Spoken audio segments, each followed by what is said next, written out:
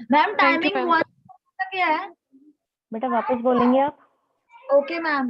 Okay, are you able to see the screen?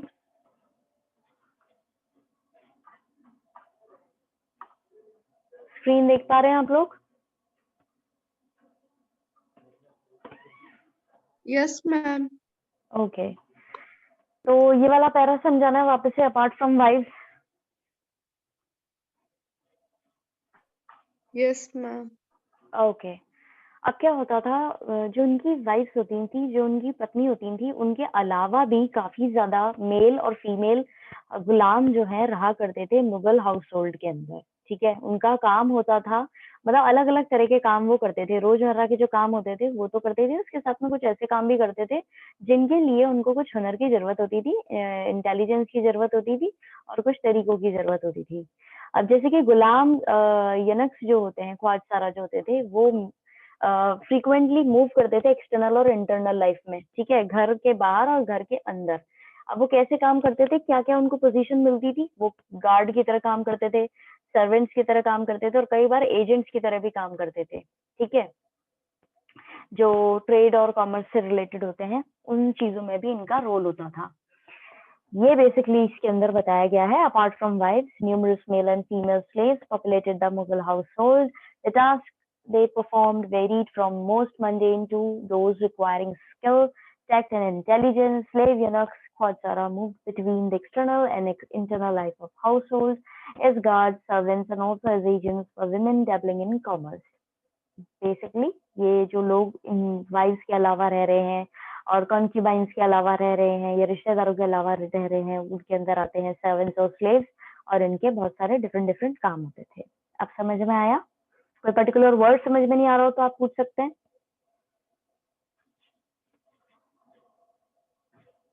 Ma'am हाँ जी, last line also as an agent for women dabbling in commerce. जो women काम कर रही होती थी, ये क्योंकि आगे अभी आप पढ़ेंगे आने वाले पैराग्राफ के अंदर कि किस तरीके से जो इनके मुगल क्वींस और प्रिंसेसेस रही हैं, उन्होंने भी काफी कंट्रोल किया है कॉमर्स के अंदर। ठीक है, कॉमर्स मतलब एज इन ट्रेड और कॉमर्स जो था उसमें, और साथ साथ आर्किटेक्चर में भी काम किया है इन्होंने। उनके लिए क्या करते थे ये, खबरी की तरह भी काम करते थे, यानी एक जगह से दूसरी जगह जो ऊपरी ढंग से काम करने का तरीका होता है ना, काम तो ये कुछ और कर रहे हैं लेकिन बेसिकली ये एजेंट की तरह काम करते थे उनके लिए।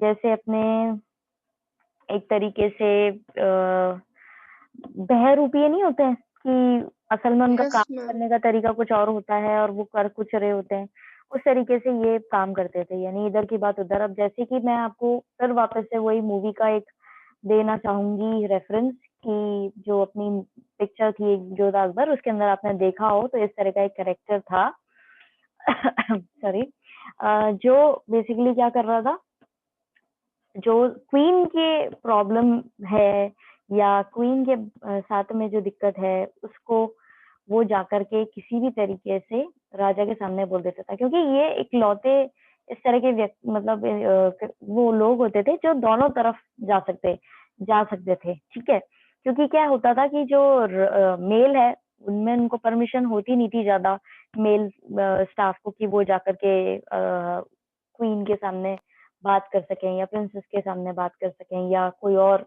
जो मदरली फिगर है उनके सामने बात कर सकें। और ना ही उनको, जो फीमेल होती थी उनको अलाउ करते थे ये लोग कि वो डायरेक्टली जाकर के उनकी अदालत में जाकर के कुछ भी बात बोल सकें। तो ये एक इनका एक अलग प्रोटोकॉल था।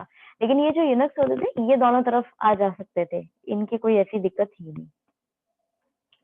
ठीक है, इसीलिए इनको ऐसा बोला गया है कि ये ऊपरी रूप से भले ही इनको जैसे बोला गया हो कि आपको एज एन गार्ड की तरह यहाँ पे लगाया, लेकिन बेसिकली ये कई बार जासूसी का काम भी करते थे, एजेंट की तरह भी काम करते थे, कि इधर की बात उधर, कि वहाँ पे क्या चल रहा है क्या नहीं चल रहा है, उसकी खोज खबर भी ये देते रहते थे दोनों तरफ।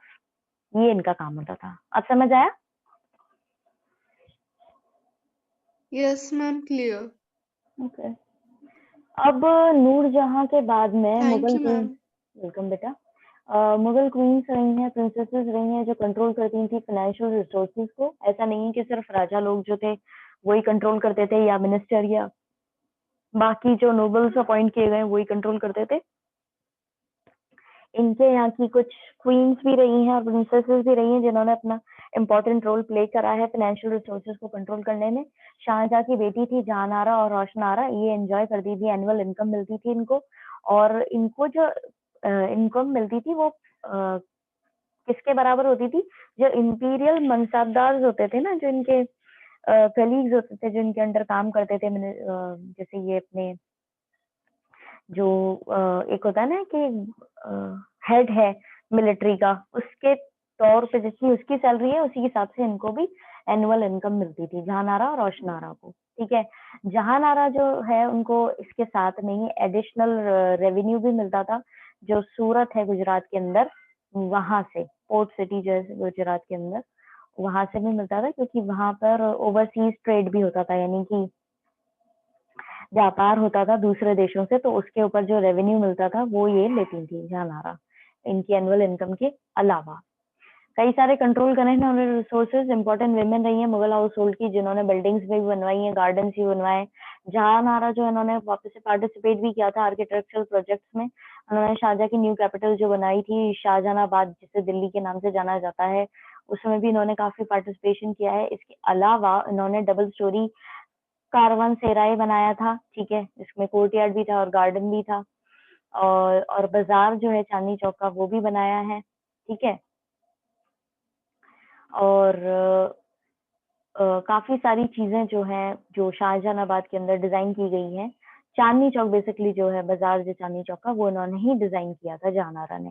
तो यहाँ पे हमें देखने को मिल रहा है कि नूरजहां के बाद नूरजहां के बाद में जो बाकी मुगल क्वींस और प्रिंसेसेस रही हैं, उन्होंने काफी सिग्निफिकेंट रोल प्ले किया है। फाइनेंशियल रिसोर्सेज को कंट्रोल करना हो, आर्किटेक्चर में पार्टिसिपेट करना हो, रेवेन्यूज एंजॉय करने हो, या बाकी चीजों में इन्वॉल्वमेंट इनका प्रॉपरली ही रहा है। ठीक है, अब इसको लाइन टू लाइन पढ़ते हैं। After Noor Jahan, Mughal queens and princesses began to control significant financial resources.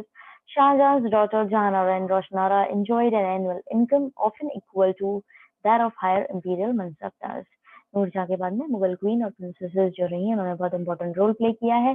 Shahjahan की बेटियां जहानारा और रोशनारा ने एनुअल इनकम मिलती थी उनको, वो एंजॉय करती थी, वो जो उनको मनसबदार की सैलरी के बराबर होती थी, उतना ही उनको पैसे मिलते थे। Jahanara, in addition, received revenues from the port city of Surat, which was a lucrative center of overseas trade. Jahanara जो है इसके साथ में ही उनको रेवेन्यूज भी मिलते थे सूरत के, सूरत सिटी पे जो भी व्यापार होता था, क्योंकि सूरत सिटी पे जो भी एक एज अ ट्रेड सेंटर की तरह देखा जाता था, इसमें बहुत अच्छा व्यापार होता था। एज इन होते ना, जैसे कि अभी हमारे कोई मार्केट है पर्टिकुलरली, वहां पर अच्छा व्यापार होता है, तो उसका नाम अच्छे से जाना जाता है और बहुत ही कॉमन तरीके से जाना जाता है, उसी तरीके से यहाँ पे भी बताया गया है। समझ में आया first paragraph? Yes, ma'am. Okay. अब control over resources enabled important women of Mughal household to commission buildings and gardens. अब क्योंकि इनके resources control में थे, भले ही वो financial resources हो या कोई और resources हो, तो इनका पूरा control जो है वो घर के साथ साथ buildings बनवाना और gardens बनवाने पे भी रहता था। ये अपनी वहां पर भी प्रतिक्रिया देते थे, अपना इंटरेस्ट दिखाते थे। ठीक है, Jahanara participated in many architectural projects of Shahjahan's new capital, Shahjahanabad, Delhi. अब जहानारा जो थी, ये किसकी बेटी थी? ये शाहजहां की बेटी थी। तो इन्होंने रेवेन्यू कलेक्ट में जो मिलता था वो तो एंजॉय कर ही रही थी, उसके साथ साथ इन्होंने बिल्डिंग्स बनवाना और गार्डन्स बनवाने में भी कमीशन लेना जो है शुरू करा। और उसमें कमीशन लेने का मतलब ये नहीं कि सिर्फ कमीशन लिया और काम चल गया, नहीं, पार्टिसिपेट भी करती थी। Jahanara participated in many architectural projects of Shahjahan's new capital, Shahjahanabad. Shahjahanabad यानी दिल्ली को फ्रेम करना, दिल्ली के अंदर कौन कौन सी बिल्डिंग्स बनवानी है, उसमें अपना पूरा सहयोग दिया है। Among these was an imposing double-storied Karwaan Sarai with a courtyard and garden. अब क्या होता है कारवां सराय का मतलब? जो सराय जहाँ पे रेस्ट करते हैं, ठीक है, बेसिकली उसके लिए बोला जाता है। इन्होंने डबल स्टोरी का कारवां सराय जो है वो डिजाइन किया, ठीक है, उसमें कोर्ट यार्ड भी था। मैं आपको इसकी पिक्चर जो है वो मैं कल दिखा दूंगी, उससे आपको आइडिया मिल जाएगा कि किस तरह की चीज के बारे में बोला जा रहा है। बेसिकली जो रेस्ट हाउस होता है उसको बोलते हैं कारवा सराय, और उसमें गार्डन भी बनवाए, और डबल स्टोरी के वो बनवाए। और बाजार of Chandni Chowk, the throbbing centre of Shahjahanabad was design by Jahanara. तो चांदनी चौक को किसने डिजाइन किया था? जहानारा ने डिजाइन किया था, जो दिल्ली का एक हार्ट थ्रोबिंग सेंटर है, यानी मेन इम्पोर्टेंट हिस्सा है, आज के जमाने में भी इम्पोर्टेंट चीज है। ठीक है, इस पैराग्राफ के अंदर आपको कोई चीज समझ में नहीं आई है तो अभी आप पूछ सकते हैं।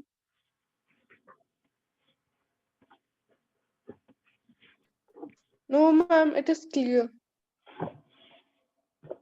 What about others? Ma'am, it is clear. Okay. अब एक इंटरेस्टिंग किताब हुई है जो हमें बताती है कि किस तरीके से इनका घर वगैरह हुआ करता था, क्या वहां पे चीजें हुआ करती थी। ठीक है, डोमेस्टिक वर्ल्ड जो है वो किस तरह का हुआ करता था।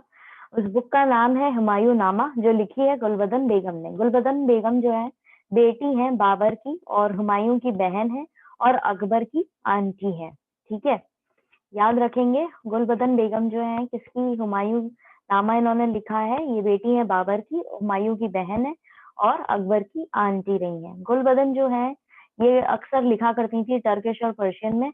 जब अकबर ने अबुल फजल को बोला था, जैसे हमने पहले पढ़ा था, अबुल फजल ने लिखा था अकबरनामा, तो जब अबुल फजल को उन्होंने लिखा था हिस्ट्री लिखो मेरे पूरे काल की, शासन काल की, तो उन्होंने अपनी आंटी से भी रिक्वेस्ट करी थी कि आप भी अपनी कुछ मेमोइर्स जो आपने पहले लिखे हैं, उनको कुछ, जो बाबर और हुमायूं के अंडर आपने लिखे हैं, उसका कुछ आपको मेमोइर्स दीजिए, कुछ टुकड़ियां दीजिए, जिससे अबुल फजल जो है उन पर कुछ ड्रॉ कर सके। ठीक है, तो गुलबदन ने जो भी लिखा, यूलॉजी जो भी इन्होंने दी, जो भी हिस्ट्री के बारे में इन्होंने बताया, वो बिल्कुल भी मतलब इन्होंने जो भी मुगल एम्परर्स के बारे में बताया, उसमें बिल्कुल भी तारीफ नहीं थी। यूलॉजी का मतलब है बिल्कुल भी तारीफ नहीं थी, और बहुत ही निंदा की हुई थी।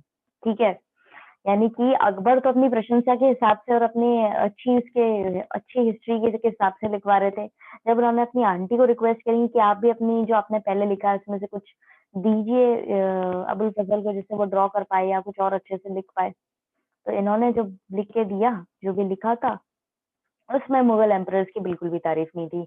इसके अलावा उसमें, इसकी बजाय उसमें क्या था, उन्होंने डिस्क्राइब करी थी डिटेल में कि किस तरीके से यहाँ पर कन्फ्लिक्ट्स हुए हैं, टेंशन्स क्रिएट हुई हैं प्रिंसेस और किंग्स के बीच में, और किस तरीके से जो बुजुर्ग लेडीज हुआ करती थी इनके घरों की, उन्होंने किस तरह से इन सारे इश्यूज को सॉल्व कराया है। ये सारी चीजें इन्होंने लिखी थी। ठीक है, अब इसको लाइन टू लाइन पढ़ते हैं। An interesting book giving us a glimpse into domestic world of the Mughals is the Humayun Nama, written by Gulbadan Begum. एक बहुत ही इंटरेस्टिंग किताब जो हमें एक ग्लिम्स देती है, एक नजर हमें मारने देती है कि किस तरीके से मुगल डोमेस्टिक वर्ल्ड चला है, मतलब डोमेस्टिक उनके घर में क्या हुआ था। वो किताब का नाम है हुमायूं नामा, जो लिखी है गुलबदन बेगम ने। Gulbadan was the daughter of Babar, Humayun's sister and Akbar aunt. Gulbadan could write fluently in Turkish and Persian. When Akbar commissioned Abul Fazl to write a history of his reign, he requested his aunt to record her memoirs of earlier times under Babar and Humayun for Abul Fazl to draw upon. जब गुलबदन जो है बेटी रही है बाबर की, हुमायूं की बहन और अकबर की आन, गुलबदन आराम से लिख सकती थी टर्किश और पर्शियन में। जब अकबर ने अबुल फजल को ऑर्डर दिया था कि तुम लिखो मेरी हिस्ट्री के बारे में, मेरे शासन काल के बारे में, तब इन्होंने रिक्वेस्ट करी थी अपनी आंट से कि कुछ पुरानी यादें जो है, जो आपने लिखी हैं, वो वापस से रिकॉल करिए, और बाबर और हुमायूं के समय में जो चीजें हुई हैं वो बताइए, जिससे अबुल फजल उस पर कुछ लिख सके। What Gulbadan wrote was no eulogy of Mughal emperors. जो भी गुलबदन ने लिखा था उसमें कोई तारीफ नहीं थी मुगल emperors के बारे में. Rather, she described in great detail the conflicts and tensions among the princes and the kings and the important mediating role elderly women of the family played in resolving some of these conflicts. और गुलबदन ने जो लिखा वो तो तारीफ तो थी नहीं, इसके साथ साथ उन्होंने एक एक चीज डिस्क्राइब करी अच्छे से कि कहाँ पे कौन सी चीज ऐसी हुई जिससे आगे जाकर के डिस्प्यूट्स हुए, कन्फ्लिक्ट्स हुए, टेंशन्स क्रिएट हुई राजा और राजकुमारों के बीच में, और कैसे बड़ी जो औरतें हुआ करती थी घर की, वो एक इम्पोर्टेंट रोल प्ले करती थी इस तरह के इश्यूज को सॉल्व कराने में। समझ में आया? Yes, ma'am. Yes, ma'am, clear. Okay अब इंपीरियल ऑफिशियल्स रिक्रूटमेंट और Yes, rank. ma'am. Okay, Mughal chronicles जो है स्पेशली अकबरनामा जो है उसके अंदर आपको एक पूरा आपको एक तरीके से समझ में आएगा, आपको एक पूरा सीन समझ में आएगा कि किस तरीके से एम्परर जो है वो अपने अपने किंगडम के ऊपर किस तरीके से पोर्ट्रे करते थे अपने ऑर्डर्स को, और कैसे लोगों को इकट्ठा करते थे, या किस तरीके से वो अपॉइंट करते थे अपने मिलिट्री के अंदर लोगों को, या अपने किंगडम के अंदर लोगों को किस तरीके से उनको रैंक्स दिए जाते थे, ऑफिसर्स का जो झुंड होता था उसको किस तरीके से अपॉइंट किया जाता था, और क्या उनका बेसिकली काम हुआ करता था। ये सारी चीजें आपको देखने को मिलेंगी इसके अंदर। और नोबिलिटी जो है वो कितने, अब क्या होता था कि ये जितने भी लोगों को अपॉइंट करते थे वो अलग अलग तबके के लोगों को अपॉइंट करते थे। उससे क्या होता था, अलग अलग रिलीजियस ग्रुप के लोगों को अपॉइंट करने से क्या होता था, सब में अपने अलग अलग डिफरेंसेस होते थे। अगर एक ही जगह से लोग उठा करके कर दें तो कई बार ये खतरा बना रहता था कि वो राजा का ही ऑपोजिशन में आ जाएंगे और राजा के खिलाफ ही काम कर देंगे। और अलग अलग जगह अलग अलग तबके, अलग अलग क्लासेस और अलग अलग स्टैंडर्ड, अलग अलग कास्ट के लोगों को रखने से ये रहता था कि ये सब इकट्ठे तो हो नहीं पाएंगे एक उसमें, और ये राजा का कभी विरोध नहीं करेंगे। ये इनकी बेसिक स्ट्रेटेजी रहती थी उस समय में। और जो ये मुगल ऑफिसर्स को इस तरीके से डिस्क्राइब किया गया है कि इनकी लॉयल्टी है जो एम्प्रेस की तरफ, वो इस तरीके से होती थी जैसे कि एक गुलदस्ते में अलग अलग रंग के फूल होते हैं, उस तरीके से इनको समझाया गया था कि ये एक गुलदस्ते में अलग अलग कलर्स, अलग अलग फूलों की तरह है। अकबर के इंपीरियल सर्विसेज के अंदर तुरानी और ईरानी नोबल्स भी रहे हैं, और कई लोग जो है वो माइग्रेट कर जाते थे मुगल कोर्ट से दूसरी तरफ। ठीक है, ये भी बताया गया है। अब इसको लाइन टू लाइन पढ़ते हैं। Mughal chronicles specially the Akbarnama have bequeathed a vision of empire in which agency rests almost solely with the emperor, while the rest of the kingdom has been portrayed as following his orders. Akbarnama जो है उसके अंदर ये समझाया गया है कि कैसे पूरी सारी चीजें जो है वो राजा के ऊपर ही रहती थी। ठीक है, और जो बैकवर्ड का मतलब होता है वो होता है वसीयत। पूरी वसीयत जो है पूरी एम्पायर की वो एक राजा के ऊपर ही बिलोंग करती थी। और the rest of the kingdom has been portrayed as following his order, और बाकी का जो किंगडम होता था उनको सिर्फ राजा के दिए हुए, एम्परर के दिए हुए ऑर्डर्स मानने होते थे। अगर हम और पास से देखें, if we yet if we look more closely at the rich information these histories provide about the apparatus of the Mughal state, we may be able to understand the ways in which the imperial organization was dependent on several different institutions to be able to function effectively. अब जैसे हमारी आज की चीजेस को compare करें तो हमारी सरकार जो है उसमें एक प्राइम मिनिस्टर और एक प्रेसिडेंट होता है, तो इसका मतलब ये तो है नहीं कि सारा काम वही करेंगे। उनके अंडर काफी डिफरेंट इंस्टीट्यूशंस भी होते हैं जो उनको इफेक्टिवली काम कराने का तरीका देते हैं। मतलब वो अगर प्रॉपर्ली वो फंक्शन करते हैं तो सरकार प्रॉपर्ली फंक्शन करती है। उसी तरीके से यहाँ पर भी अगर आप ध्यान से देखें हर एक इन्फॉर्मेशन को जो इन्होंने हिस्ट्री के अंदर प्रोवाइड कराई है, तो आपको पता पड़ेगा मुगल स्टेट के अंदर अलग अलग ऑर्गेनाइजेशन बनाई गई थी जिनके अलग अलग काम थे, और फिर वो इफेक्टिवली काम करते थे। तो उससे इनका ये पूरा जो है चलता था तरीके से किंगडम। एक इम्पॉर्टेंट पिलर रहा है Mughal state का। One important pillar of the Mughal state was its corps of officers, also referred to by historians collectively as the nobility.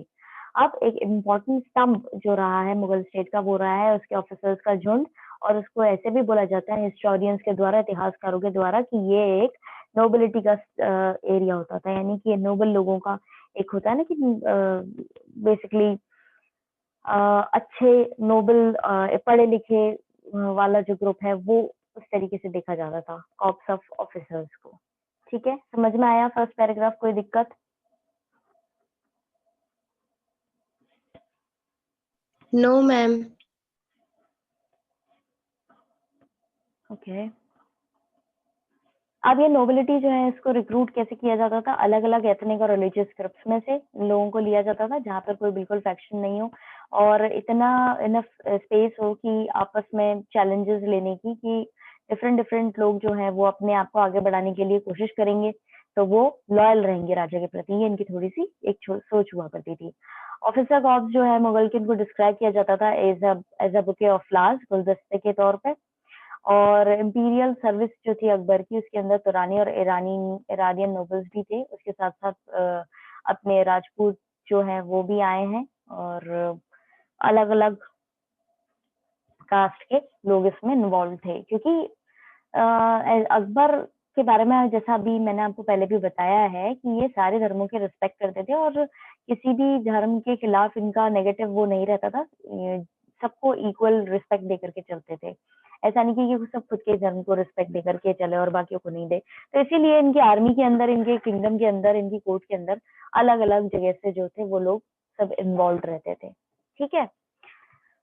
अब हमने इसका फर्स्ट पैरा कंप्लीट कर लिया है आज। इसके साथ में आपको सेकंड पैरा का एक ओवरव्यू जो है वो दे दिया गया है। कल हम इसको भी पढ़ लेंगे, कंप्लीट कर लेंगे। आप भी घर बैठ करके आज पढ़िएगा। कोई भी दिक्कत आए तो आपकी कल की जो क्लास होगी इसमें हम आपकी प्रॉब्लम्स को डिस्कस कर लेंगे। ठीक है students? That's all for today. Have a nice day ahead. God bless you Ma'am. all. Thank you, ma'am. Welcome, beta.